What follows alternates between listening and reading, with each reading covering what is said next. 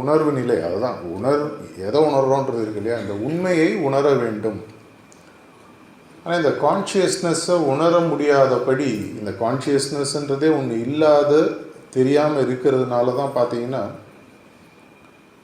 தமிழில் சொல்லுவாங்க, பார்க்குமிடம் எங்கும் நீக்கமர நிறைந்திருக்கும் பரிபூரண ஆனந்தமே அப்படின்னு. அந்த ஆனந்தத்தை வெளியில் தேடுதல் அப்படின்ற ஒரு கான்செப்ட் தான் நம்மளுக்கு மதங்களில், எல்லா மதங்கள்லையும் சொல்லிக் கொடுக்குறாங்க.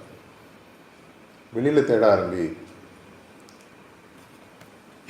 ஏன் வெளியில் தேடுறோம் அப்படின்ற போது சில எண்ணங்கள் வந்து, இந்த சித் அப்படின்றது பார்த்தீங்கன்னா ஒரு சின்ன நடுவில் ஒரு மையப்புள்ளியாக அதை எடுத்துட்டிங்கன்னா அதை சுற்றி சில லேயர்ஸ் இருக்குது. இந்த லேயர்ஸுக்கு வந்து நீங்கள் ஒரு சட்டில் பாடி அப்படின்னு சொல்லலாம். காரண சரீரம், சூட்சும சரீரம், எது வேணுமோ நீங்கள் வச்சுக்கணும்.